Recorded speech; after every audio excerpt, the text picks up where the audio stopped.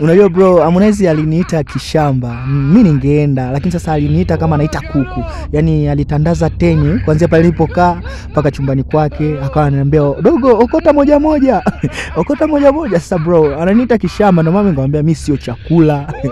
Lakini angeniita kistaarabu nini kwa kueleweka, mimi ningeenda tu kwa sababu we live once, naishi mara moja.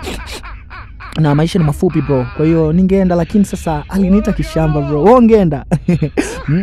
Kitu kama hicho unakuta ni mtu anakuita kishamba mpaka mwenyewe unasema sasa hata nikienda na kunifesea ni aibu, sijui unaelewa. Kwa hiyo ndio hivyo, yani nikamwambia basi mimi siji. Kwa hiyo aliniita kishamba sana.